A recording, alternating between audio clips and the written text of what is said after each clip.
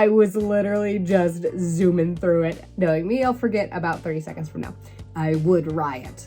Literally screaming Japanese at me. Solution together. I haven't talked this much in a week, but with guns instead of swords. I'm having like the best time watching Attack on Titan when there's ODM gear involved. Eren Yeager wearing the Cat Noir costume. Hi guys, welcome back to another Rants video. Sorry if the quality is not as great on this one.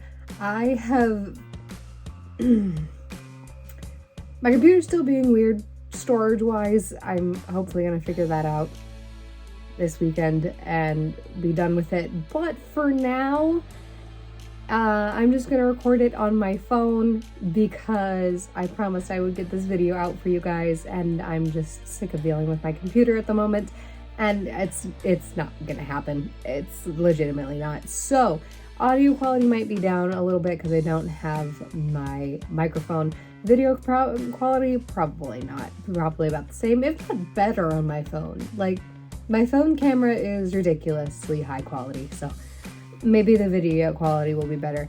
Audio quality also might be down because my voice is not quite back to 100%, but I do have a voice, so that's a great thing. Anyway, we're doing the Attack on Titan video. Finally, it legitimately felt like the universe did not want me to post this because it was a solid 2 weeks in a row that I wanted to or tried to record the video, and like my computer my computer wouldn't cooperate with me. Then I managed to find the first half that I had recorded beforehand to try and mess around and fix the lagging issue that I have on my longer videos. And I found that buried somewhere in my folders. So that was great. But then I got sick and my computer storage was still being weird. And so I couldn't get the second half done. And so now we just get to re-record the entire thing, and it's gonna be great. At least I haven't talked about Attack on Titan for a solid week and a half.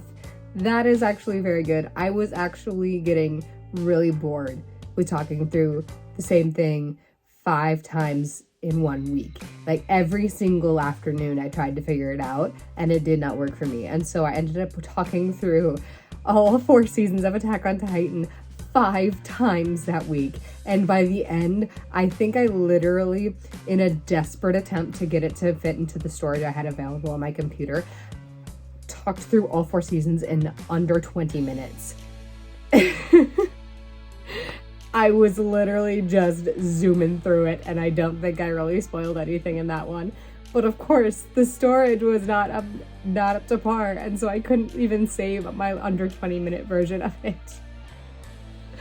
So we're back, and I have bought more storage on my phone now, and so it'll be easier for me to transfer things around and get this one to not be a pain in the butt to upload.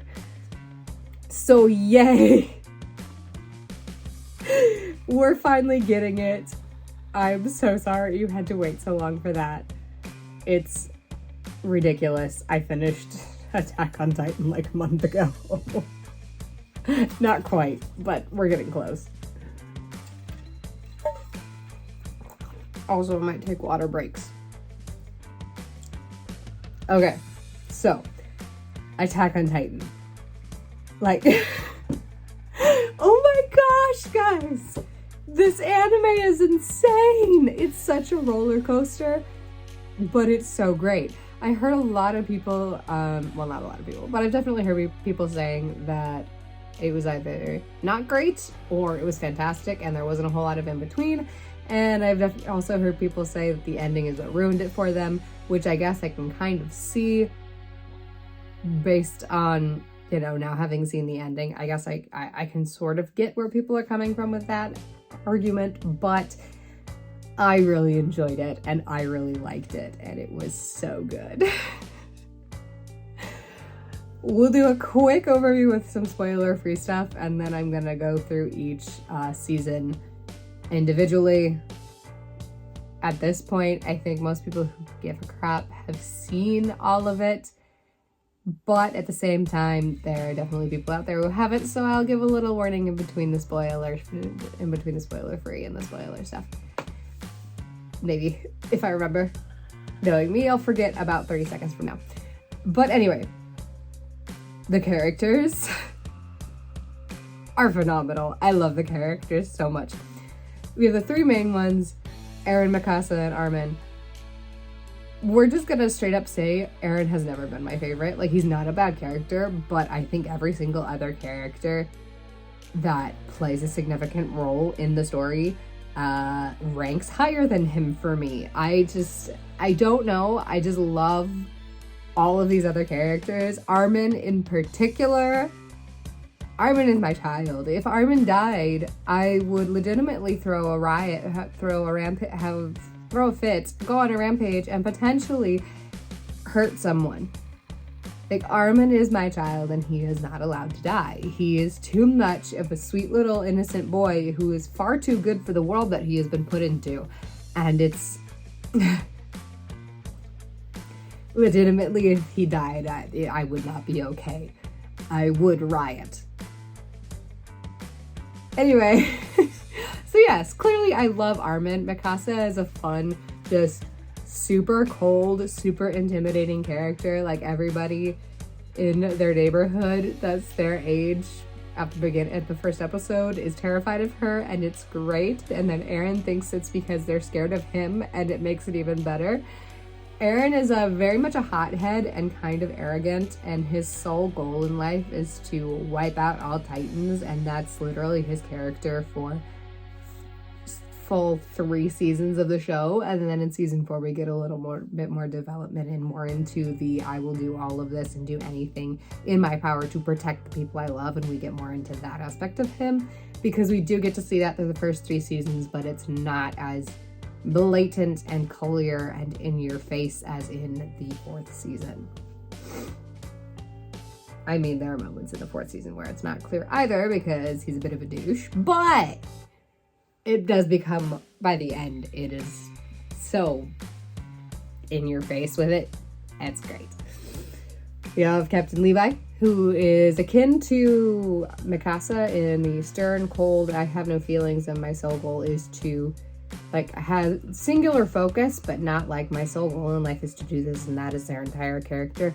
It's just, they have a very singular focus. Like, Mikasa has kind of a more singular focus to protect Aaron, and then Levi is to fight, to serve Aaron, the commander of the Scouts, who is a very fun, very passionate man who likes to scream his speeches, which is understandable considering he has to command hundreds of people in most of the big missions where he needs to do a speech. So yeah, he screams a lot of speeches at people. It's not a bad thing. It's just very funny. Okay, we're gonna do this mission. Next scene, he's literally screaming Japanese at me. I'm just like this. It's like, I don't know. It's so emotional. Not almost too emotional sometimes. It's not, but they definitely push the line sometimes where it's just like, you are being so passionate right now, and it's great, and it fits your character, but it's like, you're screaming. You're just screaming so passionately at me, and it's kind of funny sometimes. Oh man, we also have Hanji, who is just this super eccentric, super fun, kind of researcher of the Scouts. She admires Titans and does experiments on them, and she's just fantastic, and I love her. She's just so over the top, and it's so great. It's so great. She's so fun. Oh man, and then we have Ram, Connie, Sasha, Reiner, Bertolt, Emir, and Krista / Historia. Krista, Sasha Historia, and Amir, whatever, I don't care that much. Historia probably I care more about than Amir, because Amir does basically nothing, and yeah. And then Jana's fantastic. Connie and Sasha's friendship is literal perfection. Reiner and Jean's friendship, especially by the 4th season when we get more to see some of the fun scenes with that, is fantastic. Bertolt is a very meh character to me. He's kind of there to be Annie's love interest, sort of has a crush on her, and that's kind of, that seems to be a driving force of very driving characteristic of him, and so it's a little less interesting than the other characters, but it's fine. Annie is an interesting character. I love that she's just a super stoic lone wolf chick who can take people out. That's very fun. It's similar to Mikasa, but she has a very different vibe, I guess, to her. She's a little harder and closed off than Mikasa is, which is saying a lot, because Mikasa is kind of a cold and loner person also.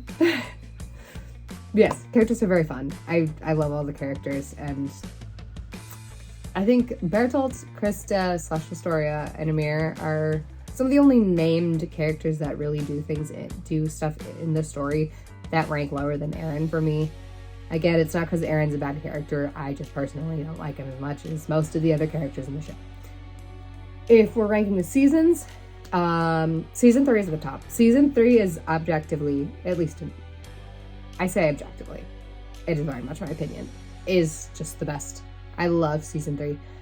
Seasons 1 and 4 are like this. I'm not sure which one is higher. 4 might be a little bit higher than 1, just because of some of the concepts that we get to explore. But they're very much like this. And then season 2 is at the bottom just because it was the shortest one and probably the least memorable. Like, in order to remember what happens in that season, I legitimately do have to think about it. I could probably tell you what happens, at least briefly, but I have to think about it before I could tell you. Meanwhile, with the other seasons, I could very much just say, this happened, and this happened, and this happened, and this happened, and that was season 1, and this happened, and this happened, and this happened, that's season 3 or season 4. It's like, I could tell you very easily what happens in seasons 1, 3, and 4, but not as much. So in season 2, it kind of just feels like a continuation of season 1. And it's almost short enough that you could just sploosh them together, but not quite. So, yeah. Anyway, the pacing is also so refreshing after modern shows where it's like, here, have an 8-episode season where they're 40 minutes to an hour-ish long, and we cram an entire story in there, whether it's adaptation or original content. We try to shove an entire season's worth of story in there, and while also finding a way to make one episode entirely unnecessary filler that isn't even really all that well written. And yeah, otherwise we're rushing through it, and here's a problem introduced at the beginning of the episode, and here's them solving it at the end of the episode, and then we have like 5 minutes of them just doing stuff and doing life and trying to put some revelations in there that we hopefully did enough foreshadowing for. And we going from that to, I think, every anime I've watched, which we're getting more. There's still not that many, I know, but there's getting to be more on the list. But literally every anime I've watched, and like early 2000 shows and whatever else that I've watched, the pacing is so much better because they allow themselves more than 8 episodes to do stuff. Like, I don't care if it's like a 30 episode season and the episodes are 20 minutes long. I don't give a crap. I don't give a crap that it could have been shorter. I really don't. I am willing to commit to that if the story is good, if the characters are well written, and if you're actually filling all those episodes with good story and good content, and maybe some filler in there, not an entire episode of it, but some filler that builds, but with a purpose. Like, the filler has a purpose. It builds characters or it builds relationships or whatever. It does throw some foreshadowing or something in there. Like, filler's not supposed to be nothing happens. It's supposed to be things happen, relationships build, but it's not it's not necessarily, none of it necessarily hangs on the overarching plot that's happening. Like, things happen, but it's not plot related. That's what filler is. Filler is not nothing happens. Here's some random conversations or scenes that maybe cater to what the fans want or what we think the fans want, even though it's not actually what they want. Filler is supposed to be, here's some cool stuff that works, that is happening, that is important to the characters or important to the story, but is not necessarily related to the plot, doesn't necessarily move the plot along. It's there, it's filler, but it has a purpose and it actually adds to the story rather than just being like, here, have this random scene or whatever. So, I love that. And pretty much every anime, earlier 2000s shows, they do that very well. And this one is no excuse. Like, they spent probably close to a third, at least a third to a half of the first season focused on one specific attack that happens within like the region of the walls. Like 10 episodes. These are 20 episode seasons, and they spent about 10 of them focused on one singular attack that happened. And I love it. Like, there's not a whole lot necessarily that happens within the seasons. But what does happen is so filled out and so well done that it works, and I don't care that there's not something new happening every single episode, because you're doing this one thing very well. So I very much appreciate how the pacing differs from modern stuff that is coming out, and I really, really, really, really wish that our pacing would swing back that way, because it's so much better drawing it out and making it deeper and better and build and actually good. But yes, season 1, a whole lot of introduction stuff, lore and characters and world building, and it's so good and I love it. And we started out right out of the gate with the outer wall Maria getting attacked and taken. Like, here's this little outcropping off of Wall Maria called Shiganshina. This is where the main characters live. Here's a little bit of intro into the world, into their dynamic, into the characters, his background a little bit. And then about 5 minutes later, this giant titan that is taller than the walls, the colossal titan, breaks through and just massacre. So it sets the tone for the show very well right out of the gate, and people are dying and people are getting stepped on and eaten, and there are garrison members and scouts flying around in ODM gear, which the ODM gear is beautiful, it is peak, it is perfect, I love it, I am obsessed with it, and I will probably mention it way too often or have mini rants about it when I mention it. So I'll try to avoid the topic a little bit, if only to spare you all the rant every single time that I mention it. But the ODM gear is amazing, and we got people flying around in ODM gear, and it's just wonderful. It's so wonderful. And it's just right out of the gate, everything that these people know about the world, everything that is those 5 minutes we got of here's the world, here's a little bit of background character dynamic, let's just kind of set this up a little bit, and then boom, everything that they knew, their way of life, all of that is destroyed by this titan that has powers that they had no idea existed. Like, this colossal titan is taller than any titan they have ever come across, at least in their memory. And then the armored titan, which takes out the inner wall of Shiganshina, which is just covered in all these like hardened plates. And so like we are seeing titans with powers that we have no idea how to deal with. And it's wonderful. Because sorry, the ice came through. Because we get this amazing dynamic of these characters their entire world has been turned upside down. They have no idea what to do with the world that they've been given anymore. The scouts, who were originally meant to go out into Titan territory and try and like figure out what the outside world is like, are now on the defensive, and they can't go out and they can't do their job because they have now been cornered inside Wall Rose, the second wall, because they were attacked, and they have all of these Titans that they don't know how to deal with because they have powers and because they're abnormal. And I love it because the entire time we are learning right alongside these characters. And so as they learn stuff, we learn stuff, and it's such a great dynamic. It's not like, oh, the omnipotent, all-knowing narrator, and so we get to know information that they don't, or whatever, but we get to learn right alongside these characters. And it's great because it's not necessarily one perspective. Like, we're gonna get more into the spoilers now because I'm getting into the season. So warning, go watch it and come back if you don't want to get it spoiled. Anyway, so we find out Eren has a Titan form and can turn into a Titan at will if he injures himself. Excuse me. When that initially happens, we don't find out about it right away. So a lot of it is from Eren's perspective.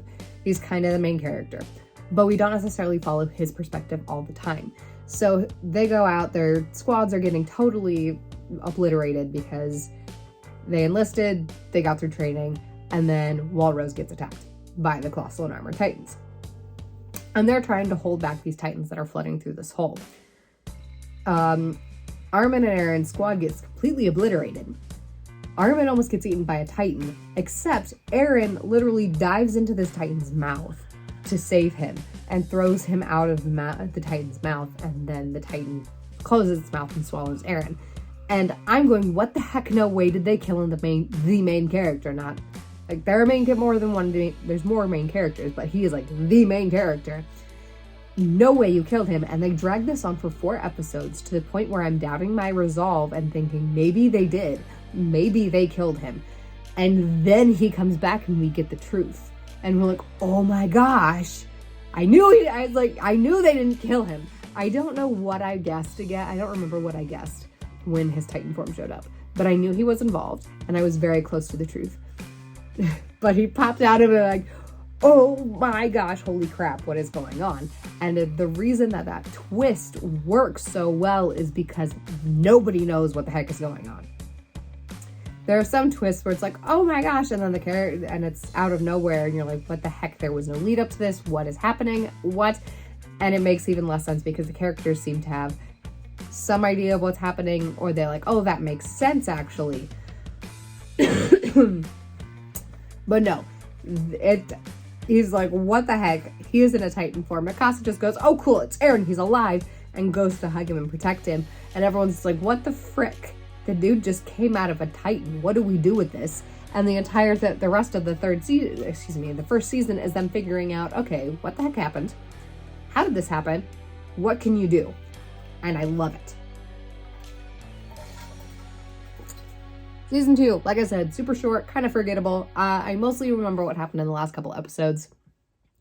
But it's a lot more figuring out what Eren can do. That's the main thing.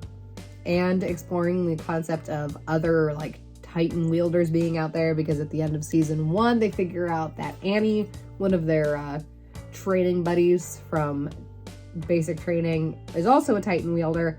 And they capture her and they realize, oh, there's more. There's just Eren out there. And so they're also looking into that.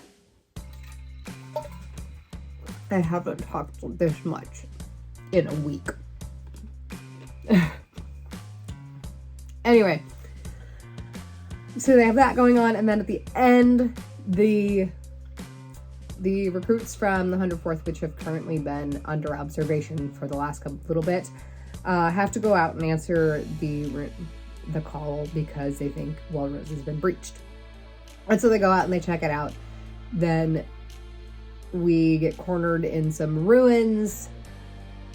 and they're fighting, and we find out Amir, the character I don't really give a crap about at all, is also a Titan wielder, and she protects them, and they escape, and Levi and Aaron and so come up as reinforcements, and they find out that Walrose isn't actually breached, and they got false information, and they're going to regroup and go back.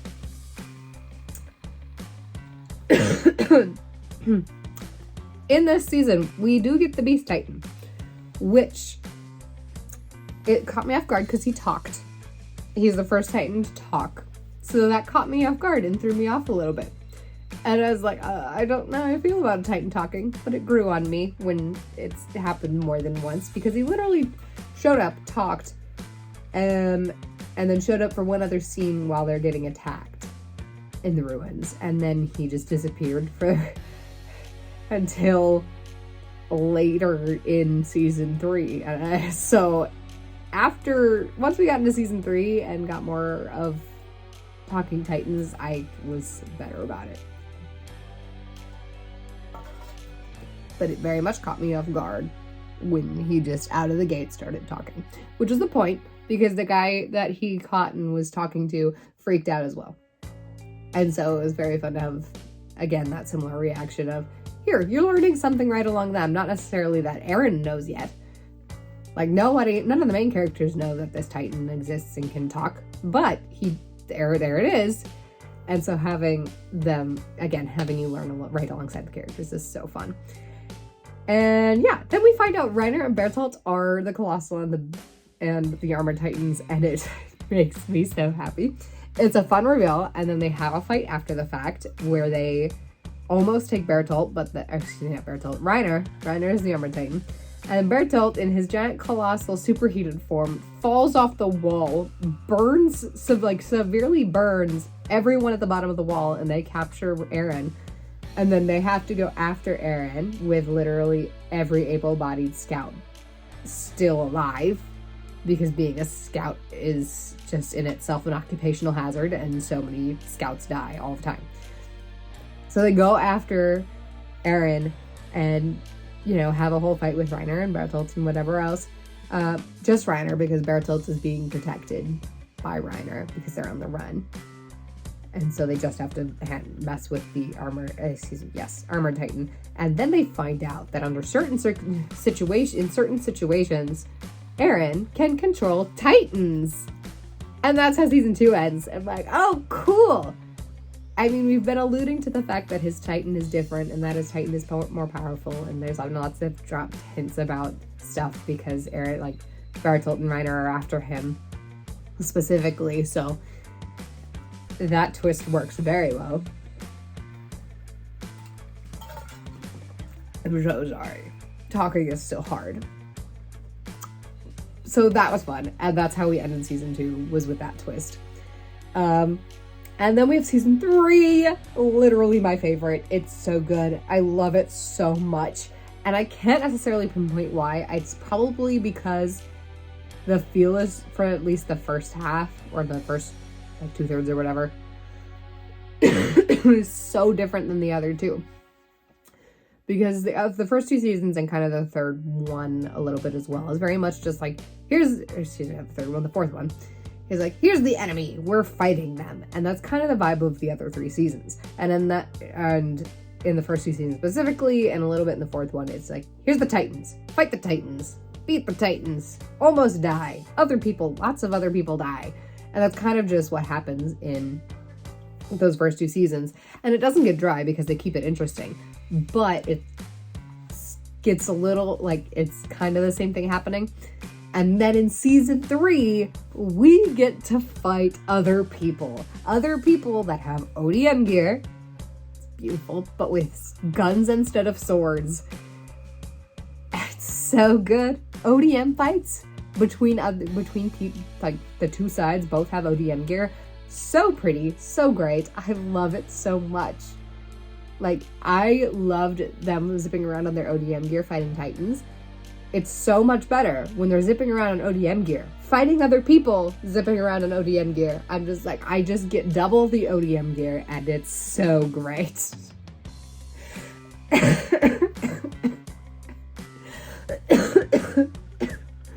If you ever wonder how to make me happy, just like ODM gear. It's fantastic. It looks like so much fun. I'm having like the best time watching Attack on Titan when there's ODM gear involved.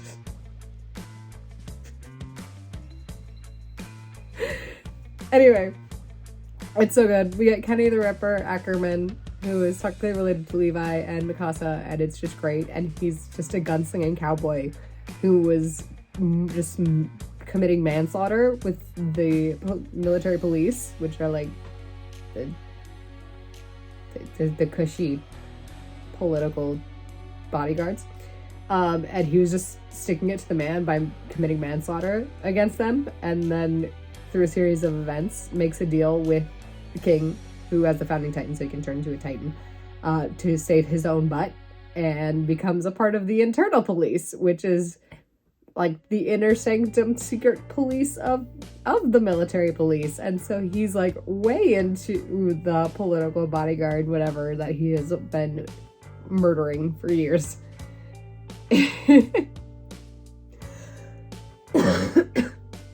My gosh, just when you think, oh, my voice is back to normal, I try and do this.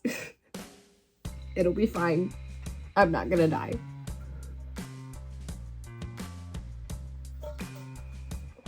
Okay, but it's so good. I love it so much.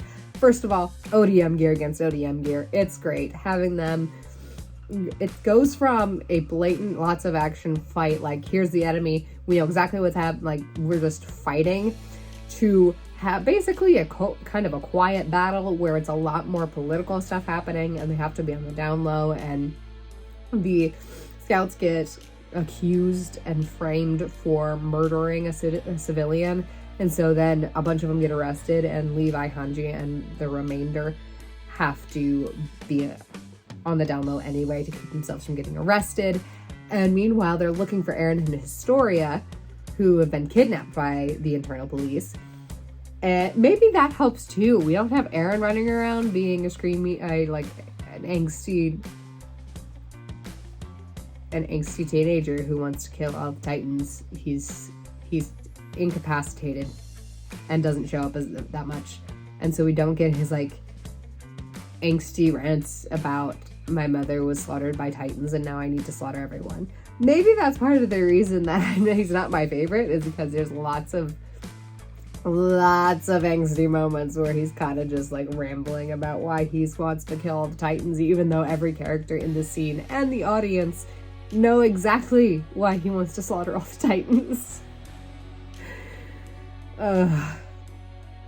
Fun fact though, I watched like the entire third season as the English dub, because the website I was trying to watch, I was watching it on, like the one I was watching on originally, I watched through season 1 and part of season 2, and then it decided to screw up the subtitles, and so it was the wrong episode subtitles, and so then I went to a different website, and that worked for season 2 and the first like 2 episodes of season 3, and then it decided it was just not gonna work at all, and so it just didn't pop up, and it would say error or something. And so then I went back to the original website because I didn't feel like searching for another one at that point, and it worked in the English dub, and it doesn't have like options, so it was just in the English dub, and I am not a snob about that. I don't mind watching it in the English dub versus subtitles. I'm not gonna get on anyone, I'm not gonna get on people's case if they watched it one way or the other. It's just there, and sometimes English dub is a little bit easier to watch because I don't have to try and keep up with the subtitles. I don't have a huge issue with it, but I just don't really care that much one way or the other. It's there. There are options, and yeah, it's a thing. So I watched the entirety of season 3 in the English dub, which is really funny because Eren is voiced by the same actor who voices Cat Noir in Miraculous Ladybug in the English dub. And so I was just imagining Eren Yeager wearing the Cat Noir costume every once in a while. And whenever he got into his little angsty rant thing that was happening, it was just straight up Adrian. But he didn't change his voice a whole lot for this character. I know he can because he also voices Inosuke in the Demon Slayer English dub. And I've heard a little bit of that, and so I know he's capable of changing his voice. But for Eren Yeager, he doesn't change it a whole lot compared to Adrian. And so when he's being all angsty, it's literally just Adrian DeGrasse. And it's kind of funny, which made it good that he wasn't in season 3 as much as in the other seasons, because otherwise I would not have been able to take it seriously, because he would be talking and all I would hear is Adrian, and it made me giggle sometimes. But anyway, that was super random, but it was fun facts. Yeah, but it's so good. And they end up hunting them down to this cavern under a church that is made out of Titan hardening, and it looks so pretty. More ODM gear fighting. And Eren finds out that his father just killed the entire royal family. And so now it's just Historia and her dad. And her dad's trying to convince her, hey, become a Titan, eat Eren, and then you get the founding Titan back for the royal family. Historia decides, no, we have a better chance with Eren having it, because any of the royal family who takes on the founding Titan and its power immediately chooses not to fight back. And she's like, we need to fight back, so I'm not taking the founding Titan. And yay, family drama, and Levi and So fight their way to Eren, and Rod drinks some Titan serum because we find out that's a thing, and then he turns into this giant fleshy slug thing that destroys the cavern, which then goes, hey, Eren figures out kind of how to harden, which is what they've been trying to figure out for a while, so that he could retake Wall Maria without having to drag a giant boulder or something around. And meanwhile, Rice, it's spelled like my brother's name with an extra S, but it's Rice. Historia's father is literally dragging himself across the landscape to get to Wall Cinna. So they go there, and then he makes it to the wall. They were trying to stop him, but he ends up making it. Goes up to attack or whatever. Has scraped his entire face off because he's been dragging himself along the ground. So they just chuck some explosives in his throat and blow up the nape of his neck, which is where the weak point of all the Titans. And then he's dead. And he's like, that was super easy. Cool. It was great though. And then we have probably the greatest fight in the entire series. It's so good. After all of this, Historia becomes queen because there was a coup and the military took over. And then they're like, Historia is the true heir because she's Rod's illegitimate child. Rice's illegitimate child. And so she becomes queen. And then Erwin and everybody gets released and they go, okay, we're taking back Wall Maria. Yay! And so literally the entirety of the scout regiment rides out to Wall Maria to retake it, only to be attacked by Reiner and the Beast Titan and Bertolt and a new quadruped Titan, which is probably, I haven't talked about the Titan design yet. Okay. Brief rabbit hole. Probably the only thing that is kind of disappointing to me in this is the design for some of the Titans. I know they're supposed to be kind of humanoid, but just big and more intimidating. Cool, that's great. Some of them look doofy though. Yes, throw the proportions off a little bit so that they look less humanoid, so they look more scary. But some of them, the proportions were shifted, but they took it a little too far, and so they just look kind of dumb. A neck would be a little bit too long. Even for having this elongated neck. It was a little too long, or the eyes were a little too big or something, and it just threw it off, and it was a little bit doofy sometimes. And it didn't help that they had their weird T-Rex run. I cannot imitate it even if I tried. Look it up. It's it's something. It's definitely something. But adding in some of the a little bit doofier designs and then that run made me take some of those Titans less seriously. And the quadruped. All this rounding back to the quadruped. The design was a little doofy. Understandably so, because it's a quadruped. Like, she needs to have this, like, elongated nose or whatever else and have her eyes up like that so she can see when she's on her all fours. But it did look kind of dumb. Because she had this, like, big, long mouth. And her snout was kind of flat. A little bit like a duckbill, but not quite. And it just, like... It was a little doofy. Not as bad as some of the other Titans. But it was a little doofy. But it was an understandable doofy. Like, the way they did it made sense. How it looked, a little dumb. But otherwise, it was so good. The fight was so freaking good. So, we have Walmaria. They're in Shiganshina, which kind of goes outwards off of Walmaria. Eren seals this no problem. Gets here. Reiner is hiding in the wall and he attacks. The Beast Titan comes in on the inside of Walmaria, and he's really cool. His ability is anyone who drinks a spinal fluid. He can basically just roar and they turn into Titans. It's fun. So he has like 20 transformed Titans alongside him and the quadruped. Bertolt is hiding in a barrel on the quadruped's back because the quadruped like is a carrier Titan or whatever. And he's hiding and waiting for the signal from Reiner. So they attack Reiner, Hanji, and her squad, and then Levi's squad. Levi, Erwin, and the rest go after the Beast Titan. And then that small group goes after Reiner. They almost defeat Reiner, but he roars. The Beast Titan chucks, Bertolt in the barrel over the wall. They run away from Reiner because, like, if Bertolt transforms, it's like a nuke goes off and he would just kill everyone.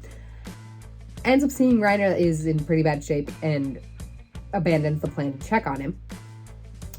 Meanwhile, they go, oh, he didn't transform. We need to go take out Reiner. So Hanji's squad goes. Reiner has now moved onto his back to protect his nape. And Bertolt goes, hi, everyone. Boom! And Hanji's squad, just like that, is wiped completely out. That was one other thing I had a little bit of an issue with. They have a kind of a plot convenience thing happen with Reiner. So, Reiner uses this thing that is literally only mentioned in this episode and maybe, I think it's just this episode. He gets the top half of his head blown off, but he's alive because, like, his human form, not his Titan form, of his human form, gets the top half of his head blown off. He is alive because he transferred his consciousness from his brain into the rest of his nervous system. They do not tell us how this happens. They do not mention it before this episode, and they do not mention it after this episode. So it feels like a plot convenience that does not get explained. It could be fine. It could be cool if they had explained it more, maybe just even mentioned it beyond this episode. But they didn't, and so therefore it felt like a plot convenience. But it was fine because it was literally just that episode. And so I could kind of forget about it and ignore it for the rest of the series. But anyway, it was so good. So then they have to fight Bertolt. So the Colossal Titan and the Armored Titan on one side of the wall. The Beast Titan, 20 normal Titans, and the Cart Titan on the other side of the wall. So we are now down to like 8 people on this side of the wall with 2 Titans, 2 powered Titans. Eren gets backhanded into oblivion and is unconscious on top of the wall in Titan form. And so then there's just like these 7 normal people trying to figure out what the heck to do. They end up figuring out, use trickery to defeat Bertolt, use thunder spears, which are literally just explosive spears that they enhanced and modified their ODM gear fire, use thunder spears to take out Reiner, and then on the other side of the wall with Levi and everyone, they're getting massacred because the Beast Titan is crushing boulders and throwing pulverized stone at them, and it's wonderful, and it's visually great because we go up top and we just see him chuck this, and there's just this huge section of houses that get flattened, and it's so good. Erwin gets this crazy plan. I'm going to take the recruits, which are basically the only scouts left on this side of the wall. I'm going to lead them into a frontal charge at the Beast Titan so that Levi can go around and kill it. So they do it. The recruits and Erwin are just charging on their horses. 3 throws, 3 boulders. And the Beast Titan takes everyone out. But it's long enough for Levi to get there and almost take him out. But he gets saved by the Cart Titan. And then Reiner almost gets taken out. And he gets saved by the Cart Titan. And then, and then they take out Bertolt. Levi gets back over there. And Armin, in the process of their plan, almost dies. Like, I almost checked the phone when Armin nearly died. Like, I swear if they had killed him, I would have had thrown a fit. But anyway, we have a cool scene where Levi has to figure out, do I use this Titan serum that I got from Kenny, who is dead now, because he snatched it from Rice and goes, maybe I could save myself by becoming Titan, but nah, you can have it. He's like, do I use this on Armin, or do I use it on Erwin, who Flock, one of the recruits, the only survivor from the other side of the wall, brings his body over there and goes, he's still alive. And then Levi's figure it out. Mikasa and Eren have a kind of a little mutiny and go, nope, we're saving Armin. We're gonna throw hands. Oh my gosh, I'm sorry, guys. And it's just, oh man, it's so good. So that whole moment, Armin ends up getting saved instead of Erwin. And then they get into Eren Yeager's basement. This has been a goal. This and retaking Walmaria have been the 2 goals from the beginning of the series. Take back Walmaria. Cool, obvious. Get to Eren Yeager's basement because his father obviously has information about Titans based on all this little information that Eren has flashes of images of and whatever else, and he did experiments to turn Eren into a Titan. And it's like, we need to get to Eren's basement. Finally do that. Find just like an autobiography of his dad and of history of the world beyond the walls. Cool. Bring it back to the trust and the inner ring and whatever else for the queen to look over and to figure out what to do. There are now 8 scouts left alive. It's Hanji, Levi, Jean, Connie, Sasha, Eren, Mikasa, Armin, and Flock.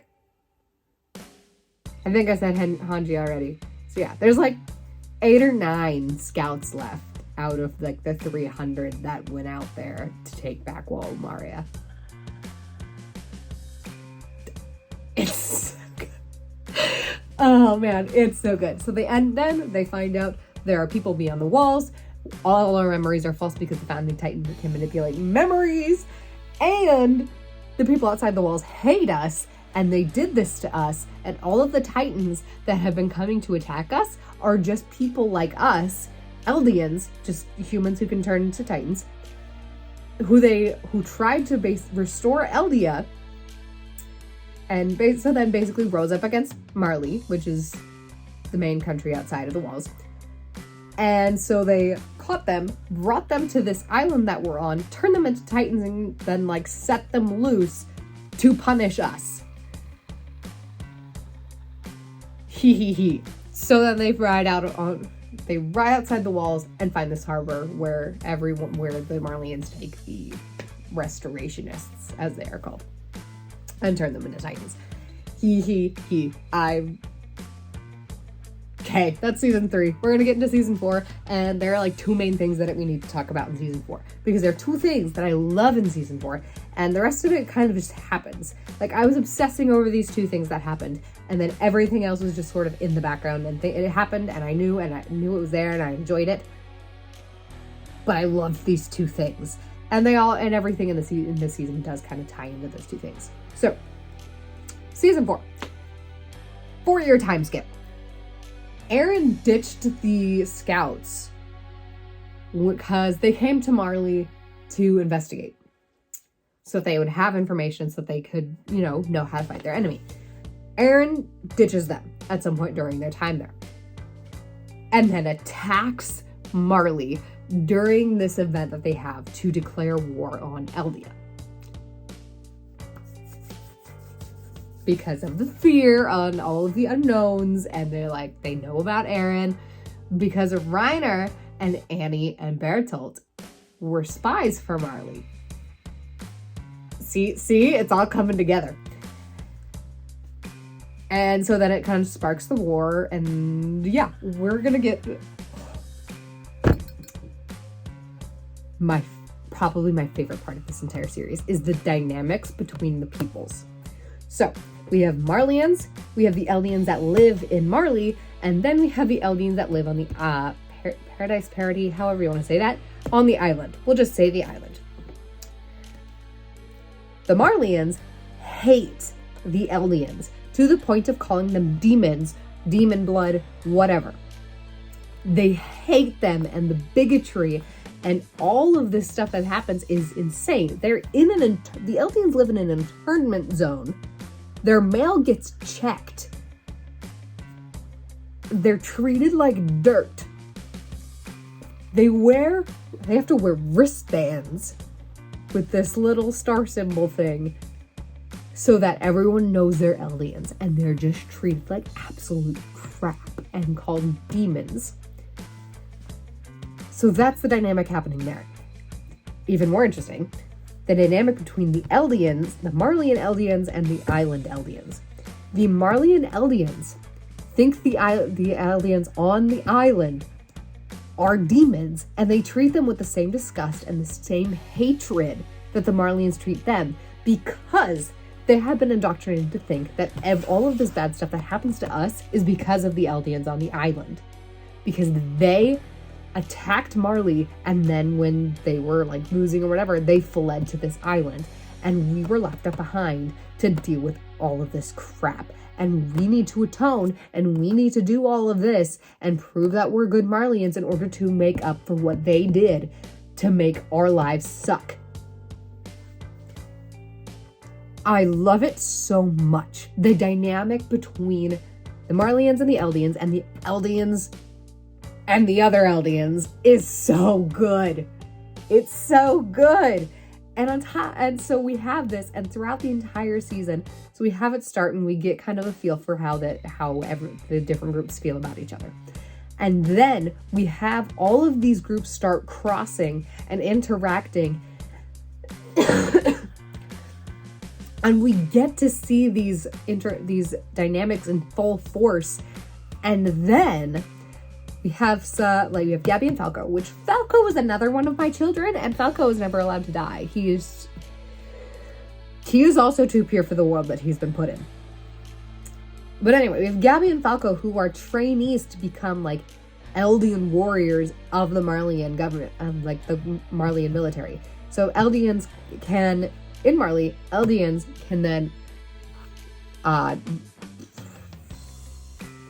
I'm blanking on the word now. It's not draft, it's the other one. Enlist! Oh my gosh. They can enlist in the Marleyan military to train to become warriors, which are then Titan wielders, in order to earn the right to be honorary Marleyans. Not even full-fledged Marleyans. They still have to wear a wristband, it's just a different color, but honorary Marleyans, and they get slightly more respect and slightly better treatment. And so then we have these two warrior candidates who end up hijacking this airship that the Island Eldians because they attacked this event, and then they fled on an airship. And Gabby and Falco then stow away on this airship, and so then they're on the island, and we get to see how the way they see the Island Eldians, and we get to see how they're all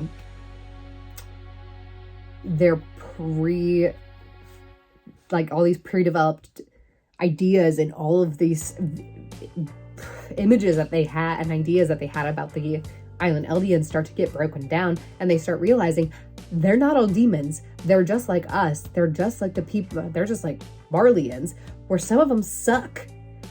But some of them are just people, and some of them aren't bad. And seeing this get broken down and seeing them interact and seeing some of the Marleyans start to care about the island Eldians and just Eldians in general, and seeing throughout this entire series this prejudice and this bigotry break down, it's so good. It's probably my favorite part of the season. It's so good. I love the dynamics. And the other thing we need to talk about is, I mean, the ending, yes, but mostly Aaron in season 4 in general. Because I wasn't sure when he attacked the internment zone and was basically killing without, like, just recklessly killing everyone. I wasn't sure how to feel about it. I was like, okay, they are at war. So I justified it. And then we got farther along, and then he started going, like, against his own people and having the Jaegerists, which are basically a cult, following him, and him accepting that and learning about Zeke's plan. I started going, whoa, no, I don't like this. And then he starts bad-mouthing Mikasa and Armin. I go, nope, I hate you, you suck. But at the very end, we start getting memories. They stop him. Mikasa cuts off his head, and then she starts getting these memories back because he got the Founding Titan's power, started the rumbling, all of the fun things that happened. But Mikasa cuts his head off, and all of his friends start getting these memories back of times that they spent with him in this interdimensional place where no time passes in the real world, where he was explaining what happened and why he did it. And we get as an audience get to see some of his memories, and we realize the Attack Titan, his, like, base Titan, he got more powers from other Titans on top of it, but his base Titan can see the past, the present, and the future. Basically all at once. And can see all of the future and whatever of previous and future holders of the Attack Titan. And he saw the rumbling happening. And we get to see memories of him doing little things to try and change it while they're in Marley. He saves a kid that he knows is going to die in the rumbling. And he realizes, after he does this, that nothing changes. It doesn't change anything. The future is still the same. The rumbling is still happening. He can't avoid this. It has to happen.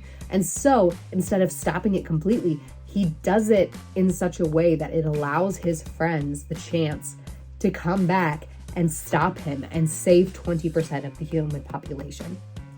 He wipes out 80% of the human population, but his friends are able to save someone because he allowed them the chance to do that. It's so good. Realizing this was inevitable, he couldn't stop this, and so he did it in a way where he could at least save someone. It was so good. It was so great. We have the implication that at the end and during the credits are rolling and we just get, like, all these flashes in this montage that's happening, that they live in peace for a bit, and then there's war, and then potentially Titan powers come back. I don't know. But anyway, I loved the ending. Showing that they didn't stop because they imply at the end, when everyone's kind of going back kind of some years later trying to be advocates and try and stop a war, they kind of imply the war's still coming. They didn't stop it entirely because people are still alive to fight. But so then carrying that through with the whole, like, credit scene thing that's happening just made sense.